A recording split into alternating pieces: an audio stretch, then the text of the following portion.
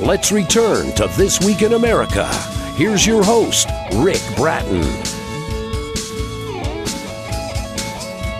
Welcome back, everybody, coast to coast. This Week in America. It's being called the greatest dragon story ever told. A fantasy adventure that will excite your imagination. Dragons in the Clouds by David Blair. An epic adventure that takes place during a time period when dragons were alive and freely roamed the land, but the people were getting eaten by a vicious species of dragons, and the ruling king finally orders the total elimination of all living dragons, a battle that would determine control of the skies above the kingdom of Albion. David is the creator and writer of the original story, Dragons in the Clouds. His favorite author and a major influence on his writing, Rod Serling of the famed television show, The Twilight Zone. All of David's work has a paranormal feel to it. His storytelling started as a young age of 14, has recently worked as a production supervisor for Interaction Studios. And David Blair, author of the original and unique tale, Dragons in the Clouds, magical and suspenseful, our guest on This Week in America. David, welcome to the program. It's great to have you with us. I'm happy to be here, and thank you for inviting me. It is our pleasure. I'm getting excited just reading about what you've done with this book. I love Dragons in the Clouds, as everybody has done. Excellent reviews. Talk about where this idea came from for Dragons in the Clouds. Well, it started with, believe it or not, the song Puff the Magic Dragon. Oh, yeah. I wanted to base the story around that. And because I grew up drawing dinosaurs, I was always interested in reptiles and that sort of thing. I caught snakes. I used to catch lizards, as we all did when we were kids. Oh, yes. And so, it's been in my blood. And so when I got of age, I learned, I took up screenwriting. I learned how to do screenwriting format. And so I wanted to write the story of Puff the Magic Dragon. I was creating ideas for it, to go with the song.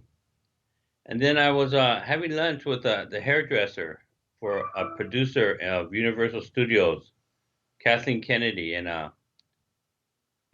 wouldn't you know it, the woman I was having lunch with told my idea to the producer, and she automatically bought up the rights. Okay. So I was like there, I was like, dang, that'll teach me to keep my mouth shut. But I was into it, and then I was shopping around. I was in a smoke shop, and where they have statues, and this dragon right here, I picked it, I saw it, and then right beneath it. Okay, yeah. And right beneath it, the name of the statue is called the Dragon of the Clouds. Interesting. And I was like picking it up, I was looking at it, and within 30 seconds, the story came to me. I bought the statue, and on my way home, I was like thinking about the story that came to my mind. And as soon as I got home, 40 minutes later, I sat down and started typing away. So this was a story that really had to be written by the way the hairdresser that ended up taking your idea and peddling to somebody else. I hope you didn't buy lunch for her. Were you guys going Dutch that day? No, I did buy lunch that day. Oh, no. On top of that, you bought lunch. Well, you're just a good guy. That's how that works. David Blair, a good guy, is our guest on the program. By the way, the video version of the program is available. You'll find it at YouTube. Just Google it or go to thisweekinamerica.us and click on the video tab, and you'll see the video, and you'll see what was the inspiration that David found and went home and started writing the story, Dragons in the Clouds. And there it is. And the website, by the way, is dragonsintheclouds.com, and you'll find all sorts of product there as well, information on the book, and you can get a t-shirt, a hat, all of that available at David's website. When you were writing this, what target audience did you have in mind? I'm reading some of the reviews, and it's like sort of a young people's book, and I'm thinking, oh, come on, you got to share it with adults as well. Was there a specific target you had in mind as you were writing? Well, yeah, my specific target is everybody. Exactly, I mean, yes. I mean, as an adult, our imagination just doesn't go away. There's a child in all of us, Yes. and I just wanted to bring, an escape for everybody when they read the story, and to be taken away to another land and just enjoy the story for what it is, the imagination. Well, And so my target audience is everybody. it really is. And the book we're talking about is Dragons in the Clouds. It's written by David Blair. His website is dragonsintheclouds.com. You'll find it by the publisher, authorreputationpress.com, wherever books are sold, and a link if you go to our website, thisweekinamerica.us. It is so well done, and we'll talk about that during the course of the interview, how you are vivid in your story writing, your storytelling, the characters. The only problem is you don't want to put the book down when you've got something else to do or it's time to go to bed. You got to finish like another chapter or two because you're really drawn into the world that David has created. What do you hope that readers get out of your book? What do you hope the takeaway is when they finish the book Dragons in the Clouds? Just that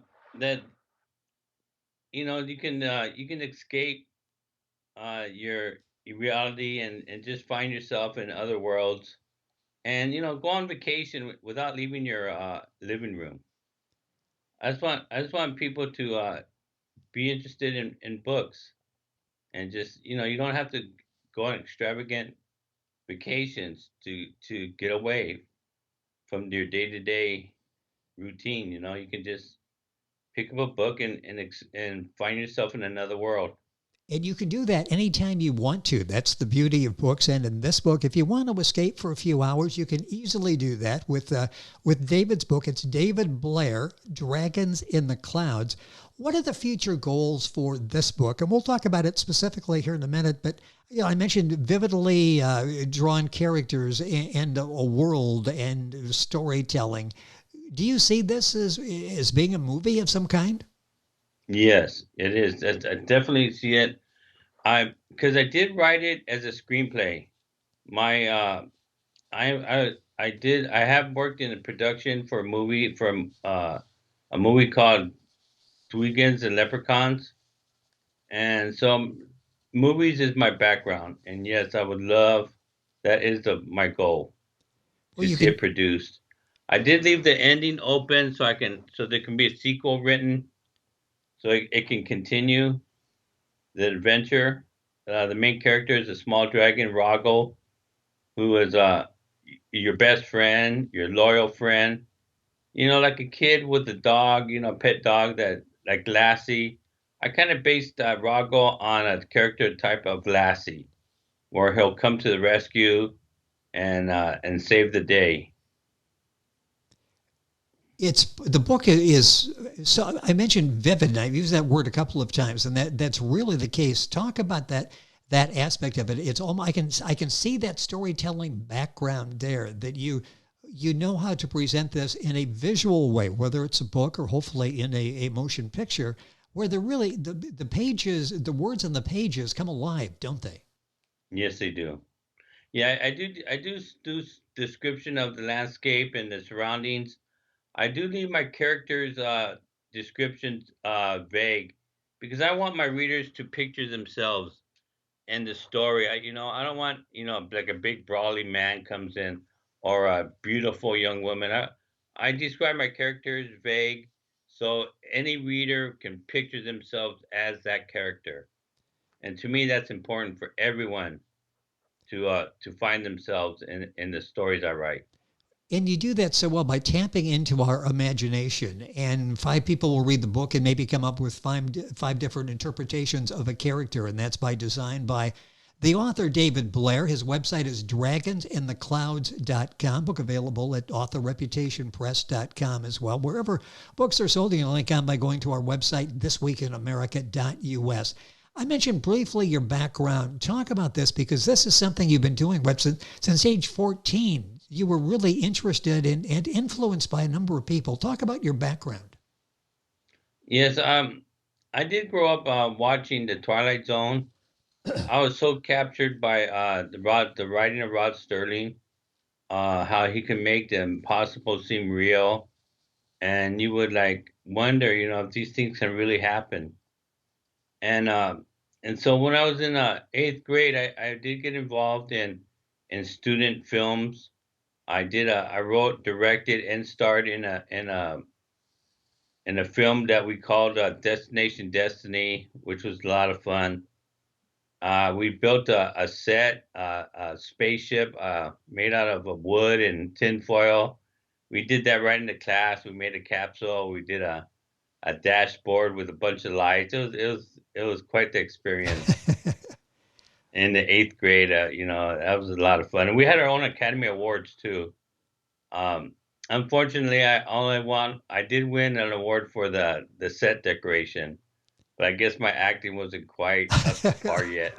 Well, the set decoration, I can understand that, and I'm thinking, boy, that should have been a walk away with the Oscar for having that and what you did at an eighth grade level. I mean, it's amazing that this is a seed planted in you at an early age. Let's talk about you. You mentioned Rod Serling and the influence he had on you. You obviously read a lot at that time. Had you been the original author on some of the books that you read growing up, or even reading now, would you make any changes with any of these? On some of them, I also like Charles Dickens. Charles Dickens Yes. also has the same writing style where his fiction would seem real, would seem possible. Like A Christmas Carol, for instance. I love that movie. That story has a place in my heart every day of the year. As he states in the end of the movie, uh, that he hopes for the Christmas to live within us, the spirit of Christmas to live within us all year round. I hold that dear. I tried to be a caring and kind person throughout the year, You know, but some of the stories, I think, in all movies, as a creative person, you think you want things to go in a certain way, or you think stories can be done better or should have been done in different directions. So I can't really pinpoint to any specific stories because I'd like to make changes to a lot of different ones. well, is that part of the reason you started writing? That as you're reading books, as you're watching movies, even television series, you sort of have an idea in your mind where you would take the story and decided just to go ahead and try it. Was that one of the reasons that got you actually sitting down and writing stories? That's exactly the reason.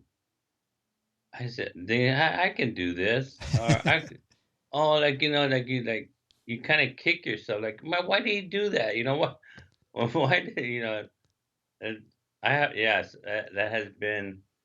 that's kind of like a thing with me. I always critique everything I watch, and a lot of movies actually a movie called Brigadoon that Oh, I've never sure. seen except for a couple of days ago with Gene Kelly. Uh, that movie captured my imagination tremendously, and I just saw it a couple of days ago. And it's like a 50, 70-year-old movie. Oh, yeah, yeah, that's a classic. Been around It sure is, forever. right? Interesting that you have all of these different genres of films that you've enjoyed over the years and books as well. David Blair, our guest, talking about Dragons in the Clouds. That's his book, receiving rave reviews across the country. Published by Author Reputation Press, their website, authorreputationpress.com. David's website is dragonsintheclouds.com. The book is there as well as information on product for Dragons in the Clouds. Let's talk a little bit about the process. What do you go through as an author? How do you find that creative time of day, that creative state of mind that you need to be in? Do you have any routines you go through? My writing. I like writing late at night when everybody's asleep and it's quiet and nobody's walking around or calling my name or interrupting me. I like writing in the midnight hour when it's just me and my thoughts. So I am a midnight. I write at night. I love writing at midnight, and when Yes. that sun starts coming up, that's when I take my nap. and then I think about what I did the night before, and I start formulating. I look at the ideas. I do write a 20-page treatment is how I go about writing. Ah, I interesting. write I write like a 20-page outline of my story where I try to fix plots and characters. And then once I get a 20-page treatment outline of the story, then I break it down sentence by sentence, and then I add dialogue and description. But that's how I prevent writer's block. Is Oh, I create an outline first. do you find that sometimes the characters take you in different directions than you even thought about going? You mentioned when you stop and you picked up the dragon, and all these thoughts came to you. Sometimes do they talk to you and tell you where they think they should go in your storyline? Uh, no, You're in no, they don't. charge. You're in charge. That's right. That's why you're doing this, so you can create the ending. You're not going to let. No, you know what though, that does, I do find that funny because I do hear that a lot in my writing groups and my Yes. author groups that I belong to. Uh, a lot of people say that characters take over, and I just like I don't quite get that.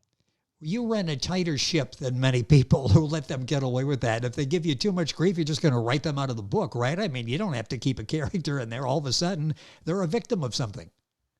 Right, that's true. But you know, I am. It is a character development is important though. I do understand that, and I am working on creating more deeper because I'm my writing is based on the story on the plots. I go after unique. My passion is are new original stories that because writers, you know, like nothing's new anymore. Well, I beg to differ. I think new ideas can come up and are there for us to find and to write because like there's a million vampire stories out there and a million zombie stories, but I like to find something new. Well, and you've done that with Dragons in the Clouds. Talk about that in creating a dragon story. And people, for some reason, are fascinated with dragon stories. But you give us a different tale this time. How difficult was that? Maybe it wasn't difficult at all because you've got this mind that's very creative in putting the story together, putting a different spin on it, and making it stand out from all the others. I mentioned it was called the greatest dragon story ever written, and people who read it, feel the same way. How difficult was it? How challenging to come up with a dragon story that's set apart from the others? You know, this story, I have to say, was a gift because I grew up fascinated. I mean, I love thunder and lightning. When it's thunder and lightning, I go outside and I just watch it. I mean, as they pass by. I mean, I just am so fascinated with thunder and lightning. And when this idea of the dragons going up in the clouds and being given the spell weightlessness, which is in the story, I don't know if I want to give it away out the hook of the story is. But when I was able to create uh, connecting dragons with lightning, as fire being blown, and thunder, the dragons roar. It was like a gold mine. I just was so awestruck by that idea that I just loved writing that. I loved writing Dragons in the Clouds. Well, It was a once in a lifetime opportunity. you've really taken that idea and developed it into a hit book. David Blair, our guest, Dragons in the Clouds. Website dragonsintheclouds.com. When you're writing, do you have a particular audience in mind, or are you thinking, I'm going to write something that I would like because if I like it, I think other people will like it as well? Yes, I take that aspect because I do write. I do have Western. I have a Western that I'm very proud of. It's a ghost story. I also have crime drama where my main character is a mass murderer, if you will. Hmm. And his story that story is called Meaner Than the Devil. And if you can imagine what Meaner Than the Devil would be like, this story is that. The guy is very vicious, but he has a reason. He was an abused child, and he vowed revenge on society. But that's a whole other story. Um, and I hope to develop that and release that in the coming future. I hope we have a chance to talk about that. I loved where where your creative mind goes with all of these projects, and I'm sure it will be well thought out, well developed, and become a hit. For someone Yeah. with your background, with your interest in the arts, creative arts, to have the books, to have worked on a film, talk about what that's been like. Working on the motion picture, that had to be a kick. Oh, it was. It was an experience of a lifetime. Working with actors, well-known actors, upcoming actors, because it was a animation, a computer animated feature. We did a lot of voiceover for all the characters. We had actors do about 5 different characters. We had one actor do one character, and just developing the idea, doing the sound, the foliage, like just footsteps and boxes crashing, cars crashing. Doing all that special effects was unbelievably exciting and interesting, and I just loved working in making the movies. It's I really interesting. did. You're there, and I'm sure this is like school for you, isn't it? You're like a sponge. You're seeing all of this, and all of this is being stored in your memory. And at the end of the week, they give you a check. So that's not too bad a Right. deal, is it? You're able to get paid for something you love doing. Not many people can say that. Yes, I'm very fortunate. I am. It was as a student when I did that student film and then to grow up and to be in that field. I was very. I mean, I had so much fun. It was a definitely a treat to do that. Well, a To be in treat this. it is for people to read David's book, Dragons in the Clouds, book described as the greatest dragon story ever told, a book that will strike your imagination, a book that will really enthrall you, will keep you busy reading the book. Can't wait for the next page to come up. And the book's available wherever books are sold, authorreputationpress.com, a place to purchase the book. And, of course, at David's own website, dragonsintheclouds.com. Well laid out website information, product there from the book, dragonsintheclouds.com. David, the time has gone by quickly. It's been fun having you on the program. Congratulations on the success of Dragons in the Clouds. I love all of the stories, and hopefully at some point we can do this again and talk about a follow-up to Dragons in the Clouds or one of the new books you were talking about. Thank you for spending some time with us. And thank you for having me, Rick. I appreciate it. It has been our pleasure. David Blair, author of Dragons in the Clouds, website dragonsintheclouds.com. And we're back on today's program right after these messages. This Week in America is online. You can visit our website, thisweekinamerica.us. Scott Pinkerton, associate producer of This Week in America. Jay Anderson, segment producer. Ben Watson, webmaster. Otto Bechet, director of engineering and TV production. This Week in America produced and is a trademark of Blue Funk Broadcasting, LLC. For information on all of our guests and to listen to this week's show, our website again at thisweekinamerica.us. And I'm Sean Bratton, executive producer of This Week in America.